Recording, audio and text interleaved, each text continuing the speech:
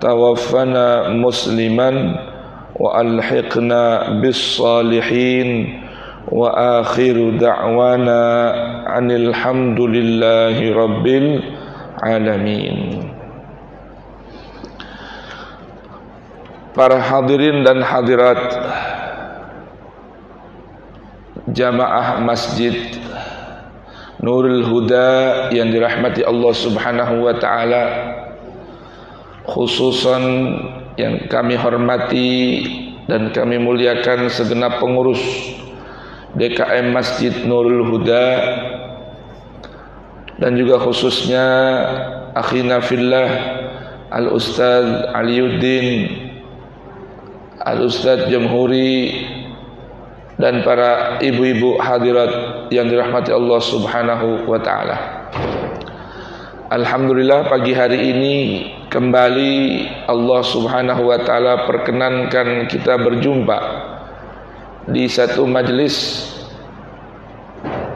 tadabbur Al-Qur'an, mengisi waktu, meluangkan waktu duduk bersimpuh di hadapan kitabullah semenjak kita selesai melaksanakan subuh berjamaah hingga terbitnya matahari, seraya berzikir kepada Allah, membaca kitabullah dan merenungkan ayat-ayat sucinya.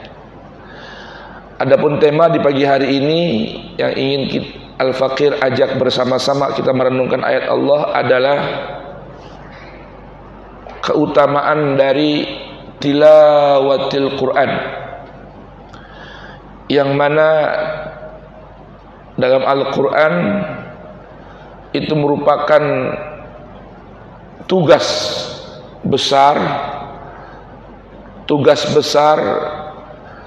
yang Allah Subhanahu wa taala berikan kepada para nabi dan rasulnya, yang kemudian sepeninggal penutup Rasul baginda Nabi besar Muhammad sallallahu alaihi wasallam, tugas ini diberikan, dianugerahkan kepada setiap hamba yang beriman kepada Allah Subhanahu wa taala. Mari kita buka Al-Quran suratul Jumu'ah, halaman mushafnya 553. Kita akan renungkan panduan suci Allah Subhanahu wa taala mulai ayat kedua hingga ayat kelima dari Al-Quran suratul Jumu'ah. Mudah-mudahan dengan kita merenungkan ayat suci ini, Allah Subhanahu wa taala berkenan limpahkan rahmat untuk kita semua, amin. Ampunan bagi kita semua, amin. Dan Allah anugerahkan buat kita keridhaan, dan Allah jadikan Al-Quran ini syifa'un lima fis sudur, penyembuh dari bermacam penyakit yang ada dalam diri kita, zahiran maupun batinan. Ala hadhihi niyah wa kullu niyatin salihah. Tak lupa juga kita niatkan setiap kebaikan dari huruf-huruf Al-Quran yang kita baca dan kita renungkan ini, Allah berkenan sampaikan untuk orang-orang tua kita yang sudah meninggal dunia, guru-guru kita yang sudah meninggal dunia, dan orang yang berjasa bagi duduknya kita di masjid ini, yang menyiapkan tanah, harta, tenaga, pikiran, sehingga kita bisa duduk dengan nyaman di Masjidul Huda untuk mentilawahkan kitab-kitab Allah Subhanahu wa ta'ala. Ala hadhihi niyah wa kullu niyatin salihah jali balikil khairin dafi alikul syar. Ala hadhihi niyah wa ila hadratin nabi al-fatihah. A'udzu billahi minasy syaithanir rajim. Bismillahirrahmanirrahim. Alhamdulillahi rabbil alamin. Ar-Rahmanir Rahim, Maliki yaumiddin. Iyyaka na'budu wa iyyaka nasta'in. Ihdinas siratal mustaqim. Siratal ladzina an'amta 'alaihim ghairil maghdubi 'alaihim waladdallin. Rabbi ighfirli wa liwalidayya wa lil mu'minina amin. Ayo kita buka Quran surah Al-Jumu'ah, tema bahasan ayat 2 hingga 5. Namun kita baca ayat pertama. A'udzu billahi as-sami'il 'alim minasy syaithanir rajim. Bismillahirrahmanirrahim. Yusabbihu lillahi ma fis samawati wa ma fil ardil malikil quddus al-malikil quddusil azizil hakim. Huwallazi ba'atha fil ummiyina rasulan minhum يتلو عليهم آياته ويزكيهم ويعلمهم الكتاب والحكمة وإن كانوا من قبل لفي ضلال مبين وآخرين منهم لما يلحقوا بهم وهو العزيز الحكيم. ذلك فضل الله يؤتيه من يشاء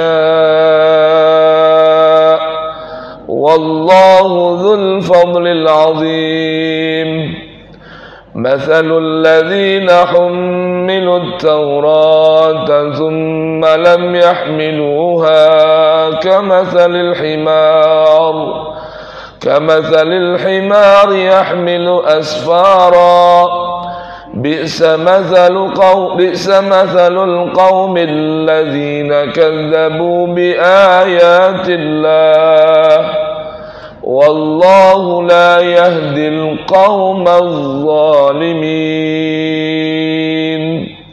صدق الله العظيم.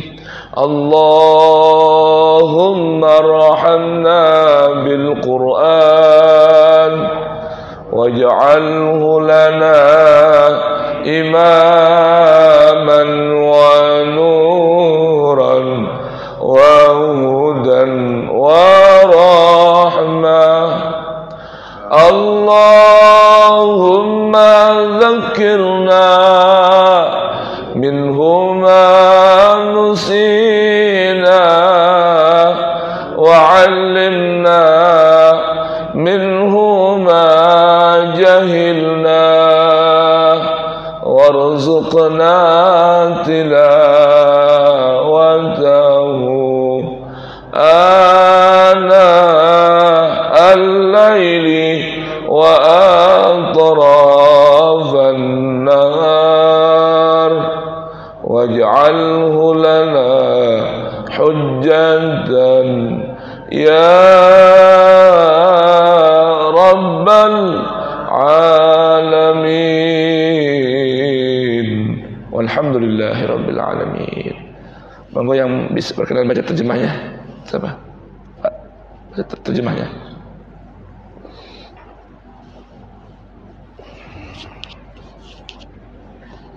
A'udzu billahi minasyaitonir rajim. Bismillahirrahmanirrahim. Dengan menyebut nama Allah yang Maha Pengasih lagi Maha Penyayang. Apa yang ada di langit dan apa yang ada di bumi senantiasa bertasbih kepada Allah Maha Raja yang Maha Suci, yang Maha Perkasa, Maha Bijaksana. Dialah yang mengutus seorang Rasul kepada kaum yang buta huruf dari kalangan mereka sendiri, yang membacakan kepada mereka ayat-ayatnya, mensucikan jiwa mereka dan mengajarkan kepada mereka kitabnya hikmah atau sunnah, meskipun sebelumnya mereka benar-benar dalam kesesatan yang nyata.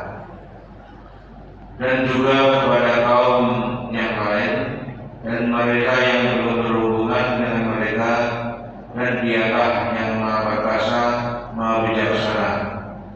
Demikianlah karunia Allah yang diberikan kepada siapa yang Dia kehendaki, dan Allah memiliki karunia yang besar.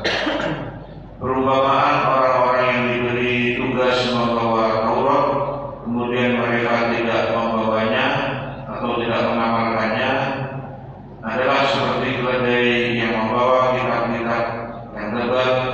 Sangat buruk perumpamaan kaum yang mendustakan ayat-ayat Allah, dan Allah tidak memberi petunjuk kepada orang-orang yang zalim. Shadaqallahul azim. Maha benar Allah dengan segala firman-Nya. Bismillahirrahmanirrahim. Para hadirin dan hadirat yang dirahmati Allah Subhanahu wa taala, para pecinta-pecinta ayat-ayat Allah Subhanahu wa taala, mudah-mudahan dengan duduknya kita mentilawahkan ayat-ayat Allah ini, Allah tanamkan untuk di hati kita cinta kepada Al-Quran bertambah, dan bertambah pula cinta Al-Quran kepada kita. Amin ya rabbal alamin. Dalam surah ini Allah membuka firman-Nya dengan yusabbihu lillahi ma fis samawati wa ma fil ard. Dalam Al-Quran ini ada 9 surah yang dimulai dengan bertasbih. Allah bertasbih dan memberitahukan bahwasanya apa yang ada di permukaan bumi maupun langit semua bertasbih kepada Allah Subhanahu wa taala. Arti bertasbih adalah mensucikan Allah, tunduk patuh kepada Allah, dan senantiasa menjaga Allah dari hal-hal yang tidak layak dan tidak patut bagi Allah. Langit dan bumi dan apa yang ada yang berada di permukaan langit dan bumi, baik itu berbentuk hewan, baik hewan yang melata, hewan yang berada dalam air, hewan yang berterbangan di atas permukaan bumi, hewan yang berbentuk nyata, wujud kasat mata, hewan yang tidak bisa tampak kecuali dengan bantuan alat pembesar, kaca pembesar baru tampak dan kelihatan, ataupun hewan yang levelnya serangga, kecil maupun besar, dedaunan, udara, pohon, kayu, tanah, air, angin, semua bertasbih kepada Allah Jalla Jalaluh wa ta'ala azamatuh. Paling ada satu makhluk Allah yang terkadang mau bertasbih, terkadang lupa bertasbih kepada Allah. Siapa namanya? Manusia. Ini satu makhluk yang mesti ada zikra, ada alarm pengingat, sehingga dia mau senantiasa bertasbih kepada Allah Subhanahu wa taala. Bahkan ketika Allah Subhanahu wa taala ingin berikan kepada langit dan bumi sebuah tugas untuk melestarikan diri mereka masing-masing, fa abaina an yahmilaha, maka langit dan bumi tidak mau menanggungnya, menerima tugas sebagai khalifah fil ard. Fahamalahal insan, maka akhirnya manusia yang mau siap katanya untuk menjadi khalifah di atas permukaan bumi. Apa arti khalifah? Bahasa mudahnya khalifah itu adalah PLT, pelaksana tugas harian. Khalifah bagi siapa? Khalifah bagi Allah, pelaksana tugasnya Allah untuk menjaga kelestarian alam, langit maupun bumi. Manusia siap katanya menjadi khalifah. Fa abaina an yahmilnaha wa hamalahal insan innal insana zaluman jahula. Manusia ini terkadang dan seringnya mudah berlaku zalim.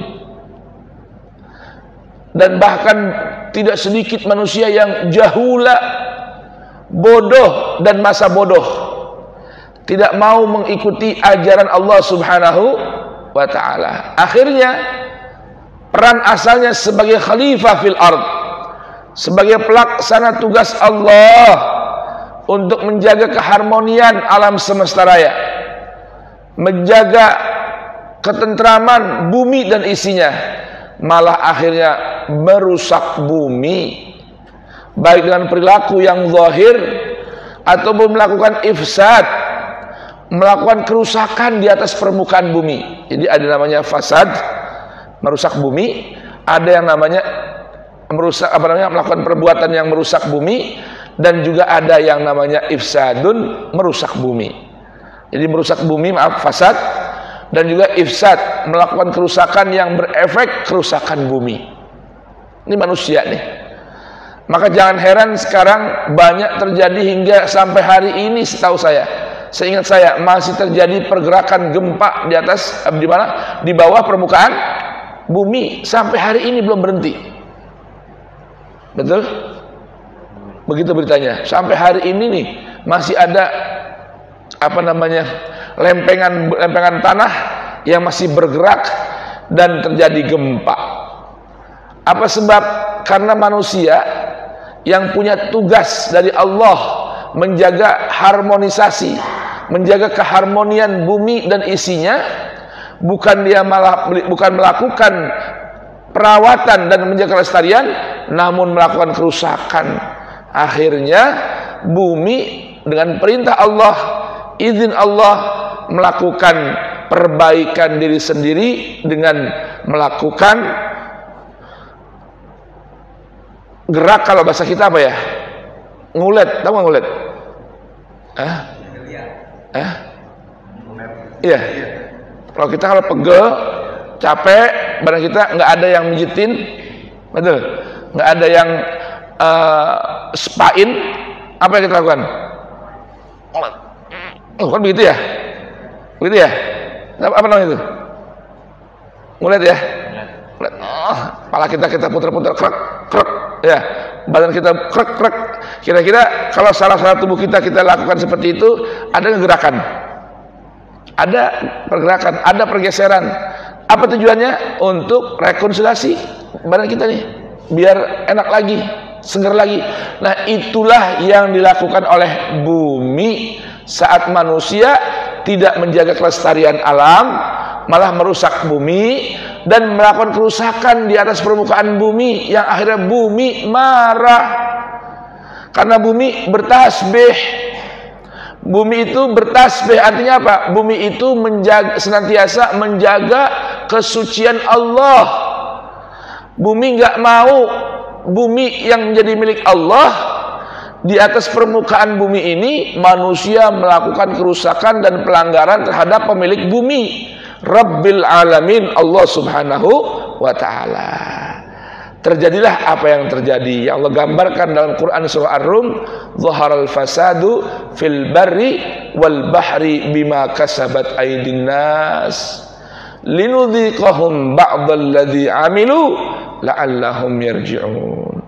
Aku tampakkan, kata Allah, kerusakan di atas permukaan bumi, baik fil barri, di daratan, wal bahri, maupun lautan. Apa sebab? Bima kasabat aydin nas, sebab ulah tangan-tangan manusia. Apa tujuan Allah Ta'ala? Linudhiqahum ba'dalladzi amilu, agar kami cicipkan sedikit sebahagian dari hasil ulah tangan kotor mereka, la'allahum yarji'un, agar tujuannya supaya mereka mau kembali kepada Allah Subhanahu wa ta'ala. Ini maknanya yusabbihu lillahi ma fis samawati wa ma fil ard. Kenapa? Karena Allah Al-Malik, Allah sang pemilik langit dan bumi. Al-Quddus, Allah itu zat yang maha suci, maka tidak boleh manusia mengkotori kesucian Allah Subhanahu wa ta'ala. Al-Aziz, Allah maha perkasa, namun Al-Hakim, Allah Maha bijaksana. Nah, di antara kebijaksanaan Allah Subhanahu wa taala, di antara hikmah sikap bijaksananya Allah Subhanahu wa taala, Allah Subhanahu wa taala anugerahkan kita kitab sucinya yang nanti peran para nabi dan rasul dipilih oleh Allah tidak lain hanya untuk menyampaikan risalah suci Allah Subhanahu wa taala. Risalah suci ini,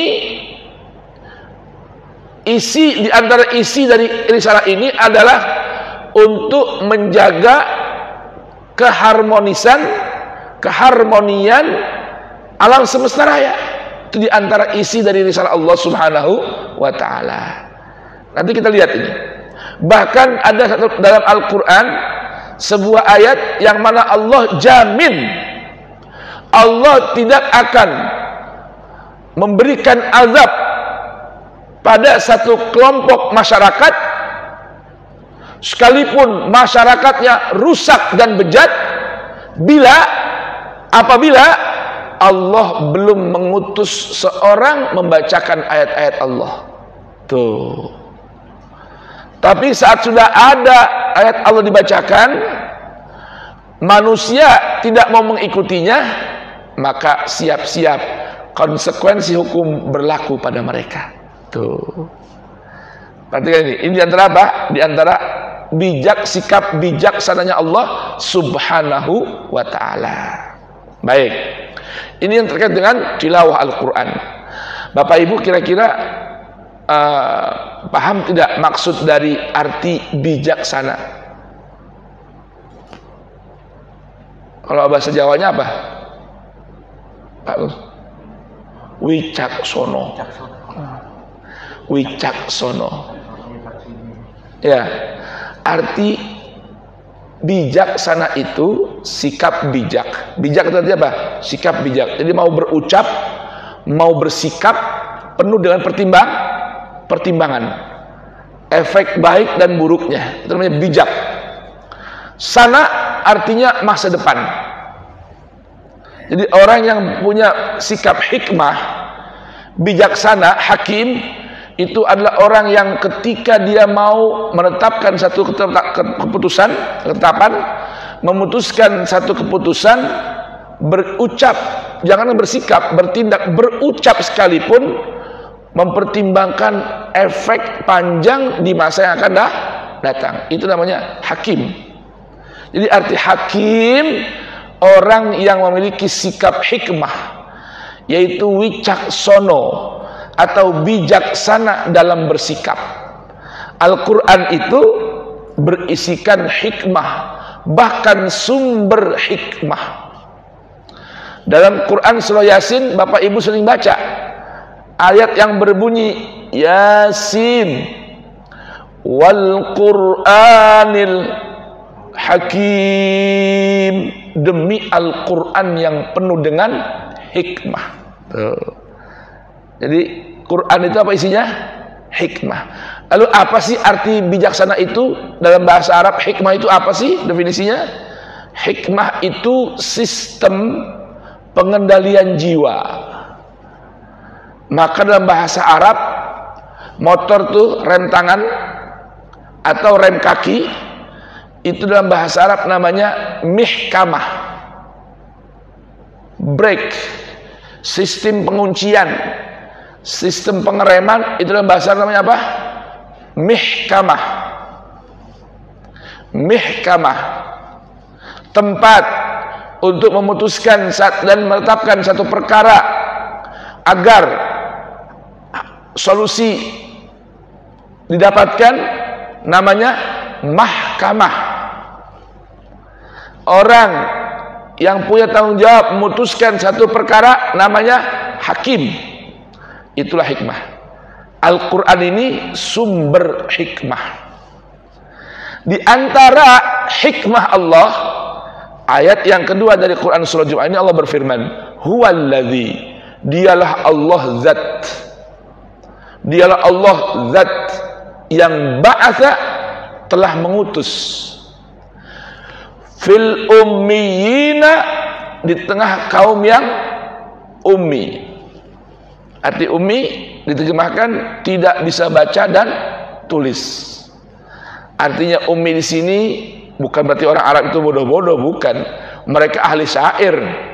Bahkan di Mekah itu sebelum turunnya Al-Quran, di antara kebiasaan orang-orang Arab itu, di Mekah itu selain menjadi tempat kunjungan haji, juga festival syair dan puisi. Syair dan puisi. Yang menang mendapatkan hadiah puluhan bahkan ratusan ekor unta atau kambing. Dan yang menang syair dan puisi serta sastra, itu syairnya dipajang, digantung ya di atas Ka'bah. Maka ada sebuah kitab yang bernama Al-Mu'allaqatus Sab'ah. Ada sebuah kitab berisi puisi-puisi yang maknanya, artinya begitu agung, mengandung makna yang begitu bagus, ya, yang dikumpulkan di masa jahiliyah sebelum turunnya Al-Quran, Al-Mu'allaqatus Sab'ah. Nah, berarti nulisnya pakai apa? Kertas. Tulisannya pakai tinta. Berarti orangnya bisa nulis dong. Ya. Itu dipajang untuk dibaca. Jadi madingnya itu Ka'bah. Jadi seakan-akan ada majalah dindingnya. Nah, madingnya adalah Ka'bah. Yang menang itu juara, syairnya dipasang di mana? Di Ka'bah. Berarti bisa baca dong. Jadi gimana asli ummin ini? Terjemahnya apa tadi? Ummin yang tidak bisa baca, tidak bisa tulis. Maksudnya bukan bisa baca, nggak bisa baca, nggak bisa nulis. Itu maksudnya apa? Satu kelompok masyarakat yang laksana hewan tidak memiliki induk. Coba ayam, kalau nggak ada induknya berantakan nggak? Rusak kan? Nah, ini arti ummiin, masyarakat yang bodoh, laksana tidak memiliki induk. Nanti kapan-kapan saya akan menjelaskan arti ummi dalam Al-Quran, itu banyak. Ya, di antaranya tadi tidak bisa baca, tidak bisa tulis. Maksudnya apa? Bodoh dari sisi moral. Ya, baik.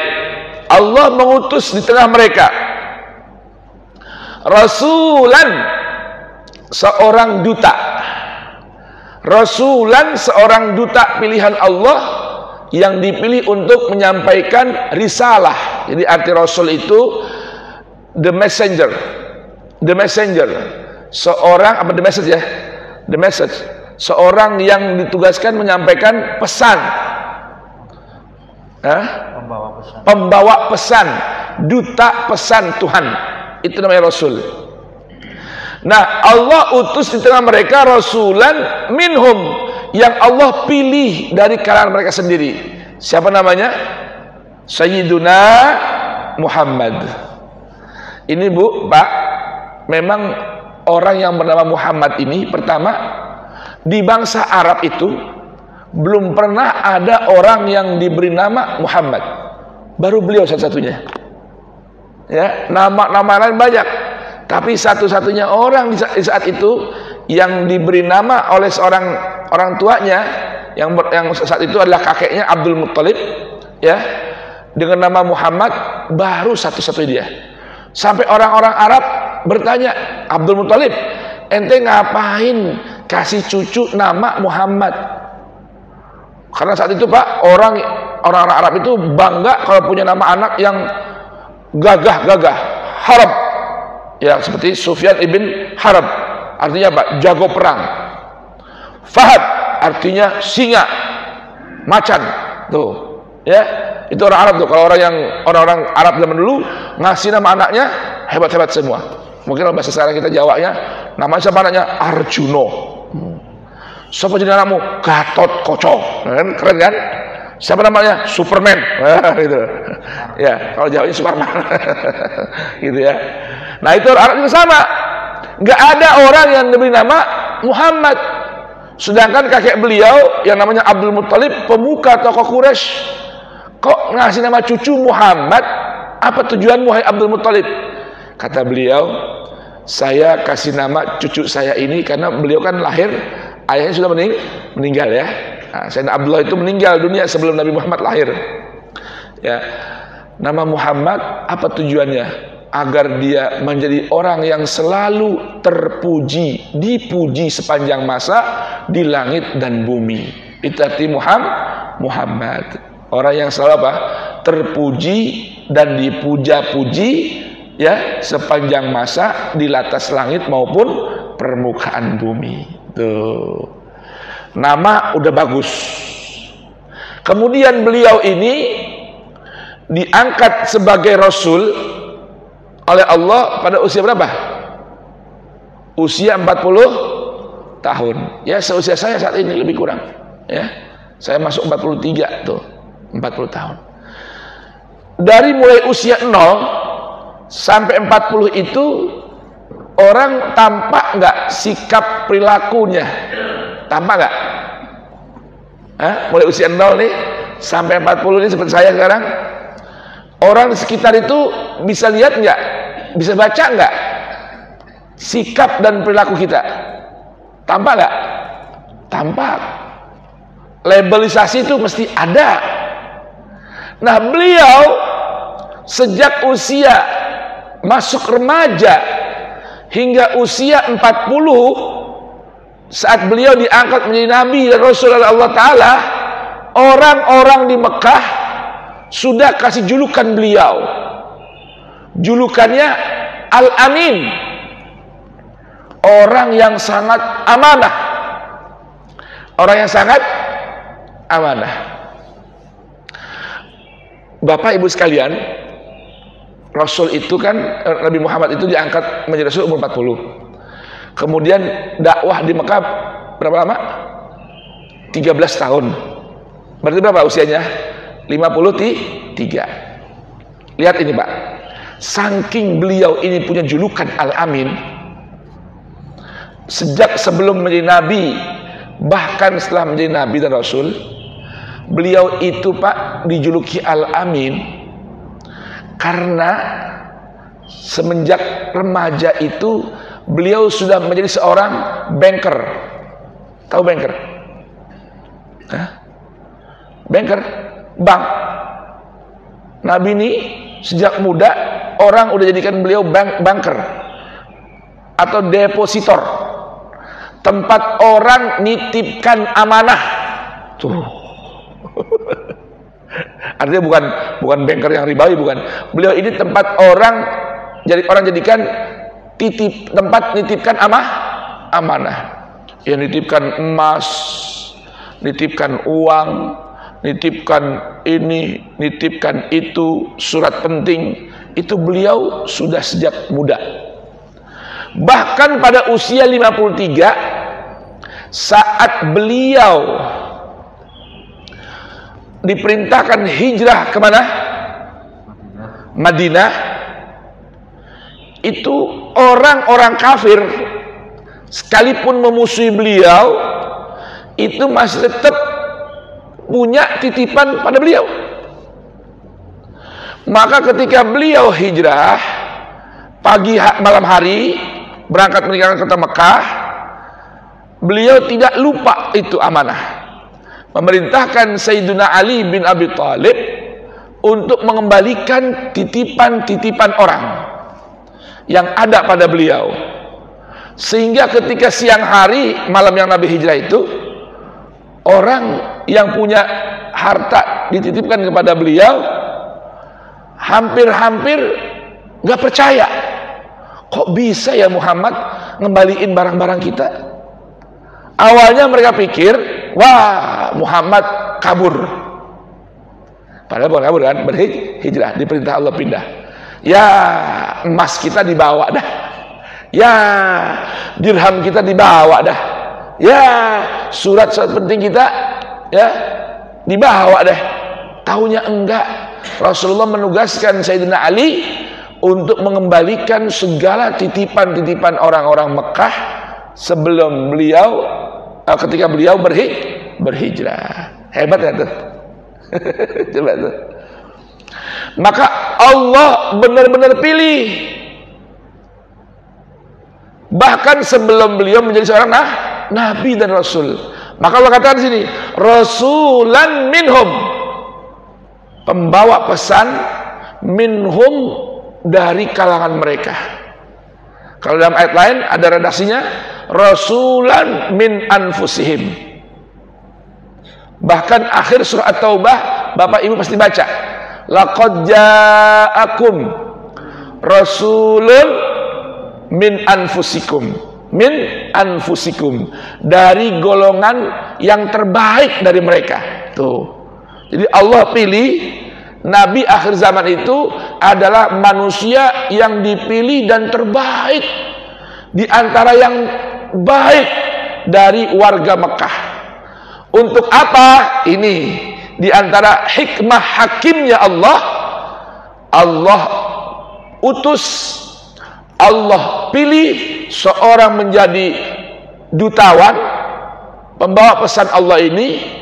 Untuk apa? Satu tugasnya, yatlu alaihim ayatihi, mentilawahkan ayat-ayatnya Allah. Yatlu alaihim ayatihi, mentilawahkan ayat-ayatnya Allah.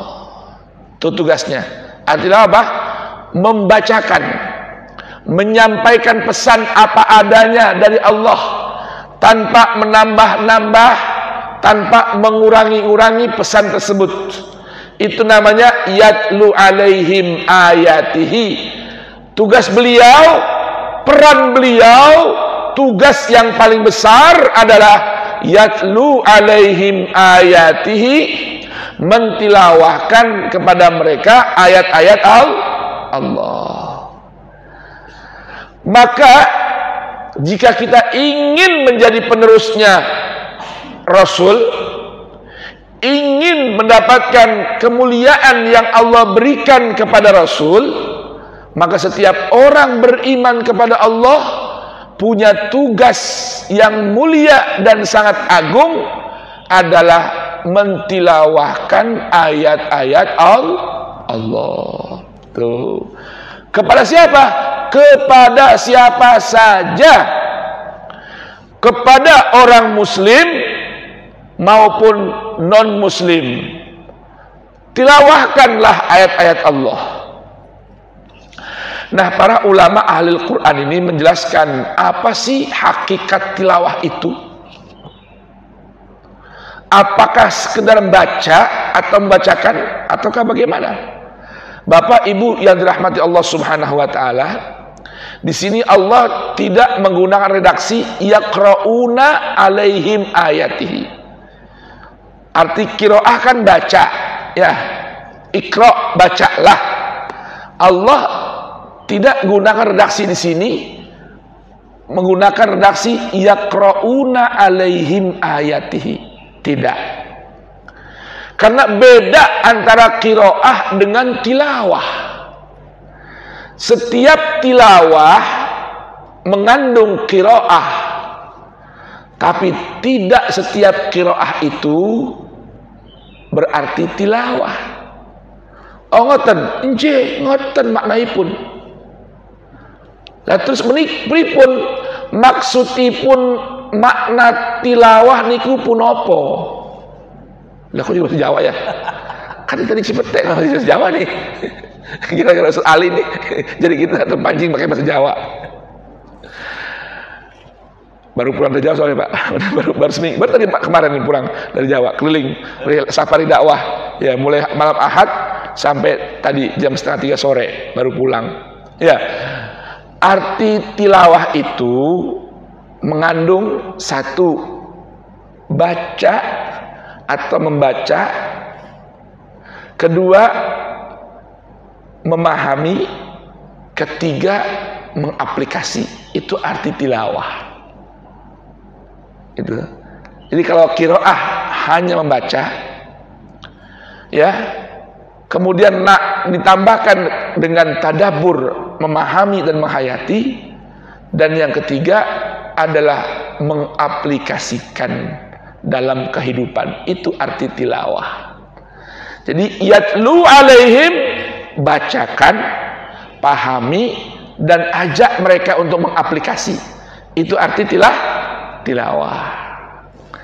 Nah, Ar-Rasul ketika menerima Al-Quran, beliau adalah orang yang pertama mengimani risalah Allah.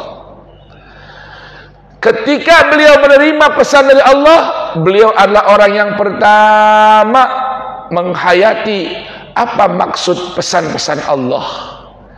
Ketika menerima Al-Quran, risalah Allah, beliau adalah orang yang pertama melaksanakan ajaran risalah Allah. Nah, setelah itu beliau mentilawahkannya kepada masyarakat. Itu makna yatlu alaihim ayatihi. Yang kedua tugas beliau, wa yuzakkihim, mensucikan mereka, melakukan tazkiyatun nufus, membersihkan, mensucikan jiwa-jiwa mereka. Subhanallah. Bapak Ibu sekalian, adanya tazkiyah setelah tilawah.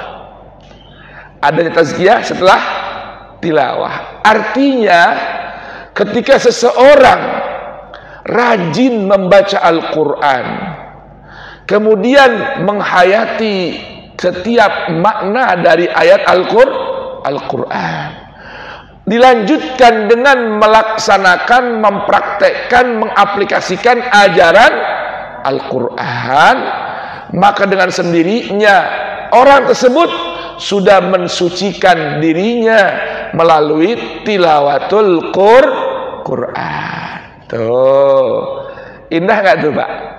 Ya, baca Quran, pahami isinya, hayati kandungannya, dan ikuti panduan-panduannya, maka jiwa manusia akan semakin bersih dan suci. Bapak Ibu sekalian, arti zakat itu ya, asal maknanya bukan bersih dan suci, bukan. Arti asal makna zakah, wa yuzakkihim, tazkiyatun nufus, arti zakat itu tumbuh kembang dengan bagus. Itu arti zakat. Jadi ketika seseorang melakukan tazkiyatun nufus, artinya membersihkan, mensucikan diri dan jiwanya, agar jiwanya tumbuh kembang dengan bagus. Laksana pohon, kalau tumbuh kembang bagus, ada hasil buahnya nggak? Ada. Nggak cuma tumbuh doang tinggi, nggak berbuah, itu mangga. Kira-kira sempurna nggak? Enggak. Jadi arti zakah itu asalnya an-nama atau numu, artinya tumbuh kembang dengan bagus. Maka ketika seseorang membaca Al-Quran,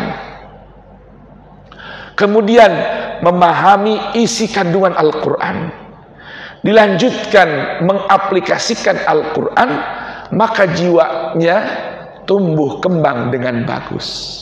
Tuh. Ingat Bapak Ibu, ada sebuah ayat dalam Quran surah As-Saffat, yaitu di antara ucapan Nabi Ibrahim ya, yang Allah abadikan dalam Al-Quran dengan firman-Nya, yauma la yanfa'u malun wala banun illa man atallaha biqalbin salim. Di hari yang pasti datang, ada sebuah hari Bapak Ibu sekalian yang Allah beritahukan, la yanfa'u malun wala banun, tidaklah lagi bermanfaat yang namanya harta maupun pangkat, kedudukan, juga keluarga.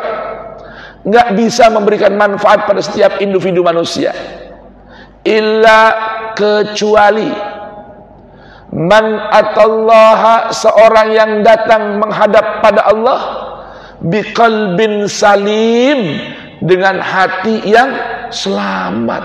Tuh, hati yang bersih. Tuh, nanti ukuran orang selamat itu di akhirat kalau hatinya bersih, jiwanya suci, ruhnya yang mana Allah katakan Nabi katakan setiap orang yuladu alal fitrah, dilahirkan dalam keadaan suci.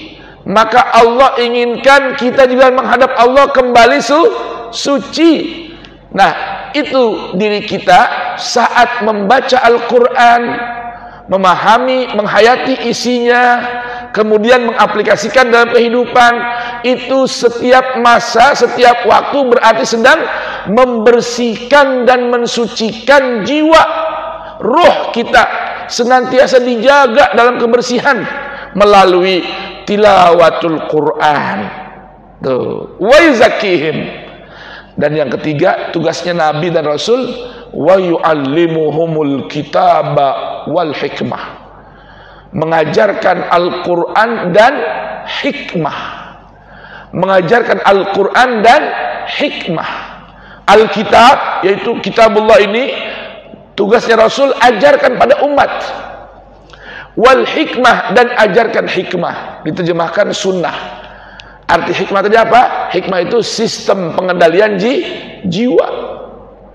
Di antara makna yang terdapat dalam Al-Quran tentang hikmah, tentang apa?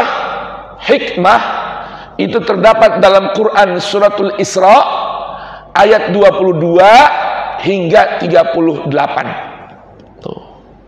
Tuh arti hikmah tuh. Kalau kita ingin tahu apa sih arti wa yu'allimuhumul kitab wal hikmah, yang mengajarkan kepada umat Alkitab, yaitu kitab Allah, wal hikmah, dan mengajarkan hikmah.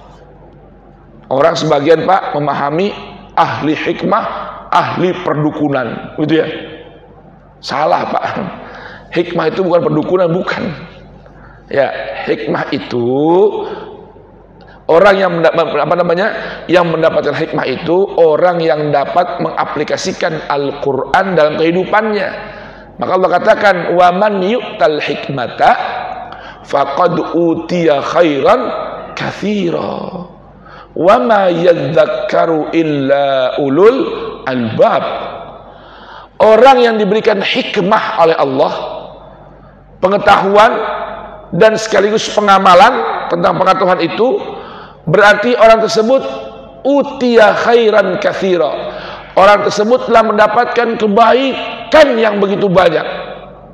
Jadi orang yang mendapatkan kebaikan yang sangat banyak itu adalah orang yang diberikan hikmah oleh Allah. Wa ma yadzakkaru illa ulul albab. Tidaklah orang mampu untuk mengambil pelajaran dari Al-Quran kecuali mereka yang Allah katakan dengan ulul albab, orang yang cerdik pandai, para cendekiawan. Itulah yang disebut dengan ahli hikmah, bukan paranormal, bukan. Jadi ahli hikmah itu orang yang cendekia, cerdik dan pandai. Itu namanya ulul albab. Di antara ayat apa tanda-tandanya siapa mereka? Alladzina yadhkurunallaha qiyaman wa qu'udan wa ala junubihim wa yatafakkaruna fi khalqis samawati wal ard.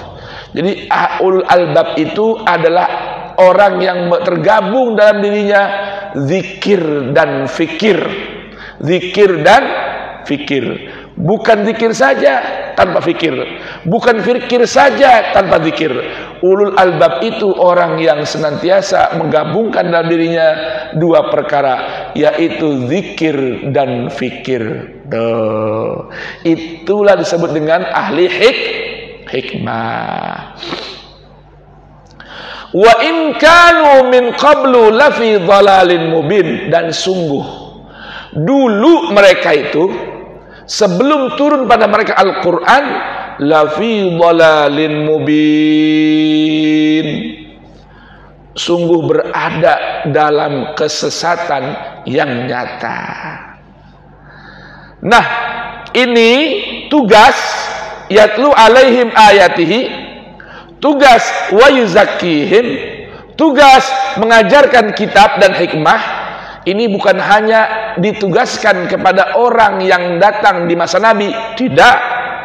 bahkan kelompok masyarakat yang datang setelah mereka, para sahabat, yaitu para tabi'in, setelah mereka yaitu atba' tabi'in, setelah mereka a'immah mujtahidin, setelah mereka sampai zaman kita al-mu'asirin, itu pun punya tugas yang sama. Wa akharina minhum lamma yalhaqu bihim, orang yang belum sempat berjumpa mereka namun mau berjalan mengikuti jalan mereka, yaitu apa? Mentilawahkan ayat-ayat Allah, melaksanakan tazkiyatun nufus, melakukan ta'limul kitab wal hikmah, juga masuk dalam golongan orang-orang yang mendapatkan tugas dari Allah Subhanahu wa ta'ala.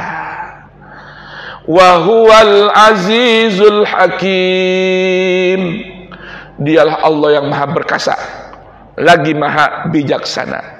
Nah, dengerin nih, orang yang datang setelah Nabi, masa generasi yang datang setelah sahabat, yaitu masa kita saat ini, jika mau melakukan tugasnya para nabi dan rasul, yaitu mentilawahkan ayat Allah, yang kedua mensucikan jiwa-jiwa manusia, yang ketiga mengajarkan kitab dan hikmah, apa kata Allah?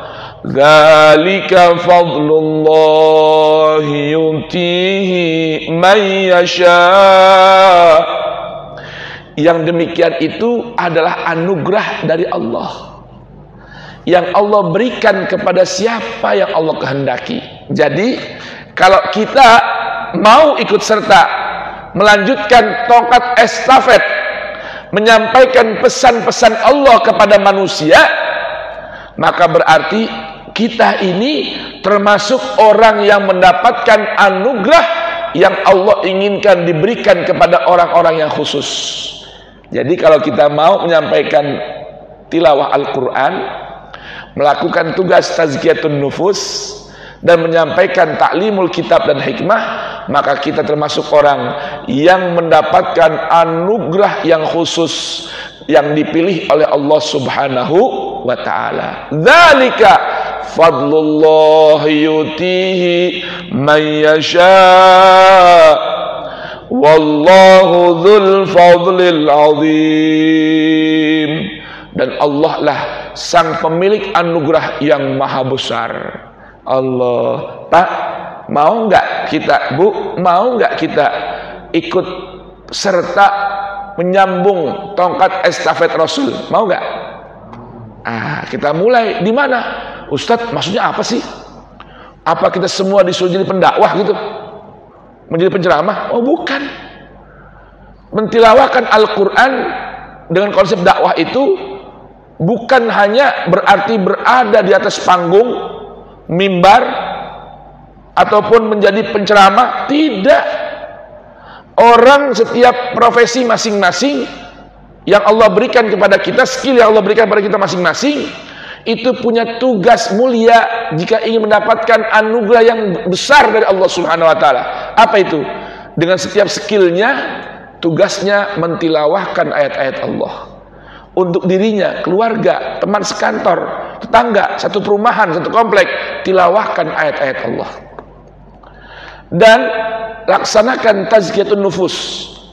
Bersihkan selalu kita punya jiwa, bersihkan kita punya hati, dan ajak orang sekitar kita untuk senantiasa menjaga kesucian hati, kesucian jiwa. Dan yang ketiga, ajarkan pada orang lain Al-Quran dan hikmah. Tuh, apa itu hikmah? Yaitu aplikasi dari Al-Quran. Ajarkan itu kepada orang-orang. Maka kalau kita mau melakukan itu, maka dzalika fadlullah yu'tihi man yasha wallahu dzul fadlil azim. Kita akan mendapatkan anugerah yang sangat besar dari Allah Subhanahu wa ta'ala. Nah, ayat terakhir yang kelima ini sebuah pelajaran dari Allah tentang apa yang terjadi pada kaum Bani Israel. Apa kata Allah? Mathalul ladzina hummilut taurata thumma lam yahmiluha perumpamaan orang-orang yang Allah berikan pada mereka Taurat. Apa itu Taurat? Kitab suci Allah yang Allah turunkan kepada Nabi Musa.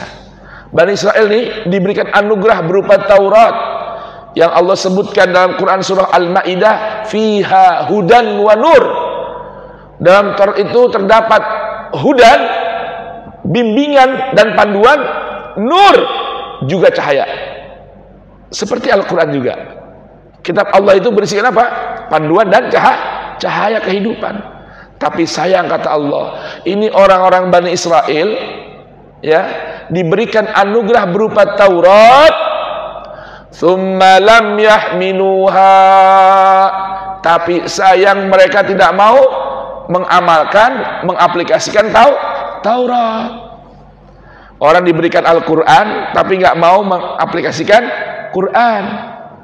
Orang bahkan diberikan anugerah menghafal Quran tapi tidak mau melakukan panduan, menjalankan panduan Al-Quran.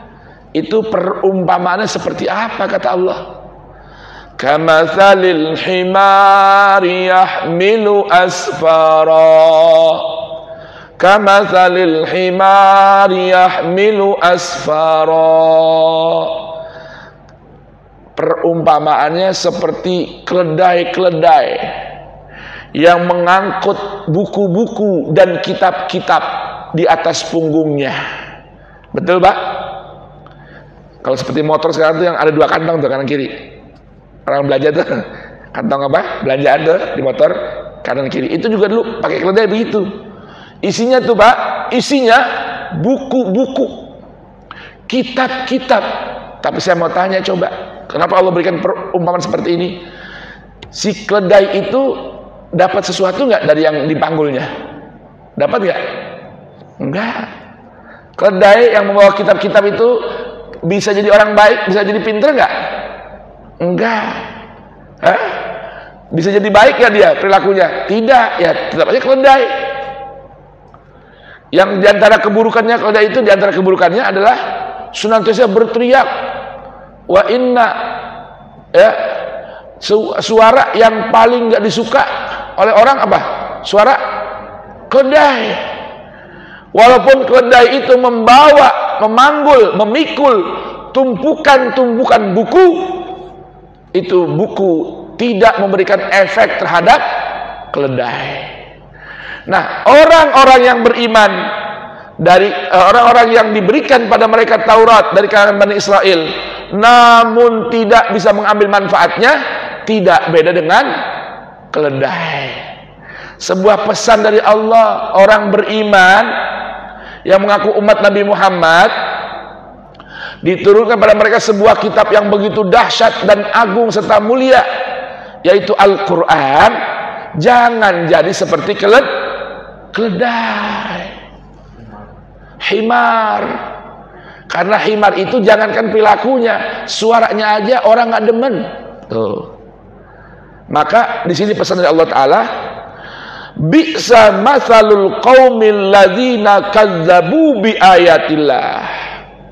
Maka seorang atau kelompok masyarakat yang diberikan anugerah kitab-kitab suci, namun tidak mau mengaplikasikannya, tidak mau menjadikannya sebagai panduan hidup, itu tidak beda dengan orang yang senantiasa mendustakan ayat-ayat Allah.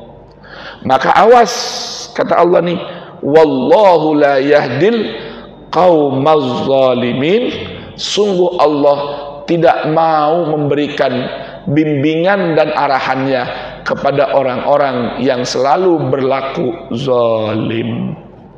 Jadi kezaliman yang paling besar, bahkan puncak kezaliman itu adalah mendustakan ayat-ayat Allah. Artinya melakukan kezaliman kepada ayat-ayat Allah dengan percaya, beriman bahwa Al-Quran adalah sebaik-baik panduan Allah, namun tidak mau menjadikan Al-Quran sebagai panduan dalam kehidupan.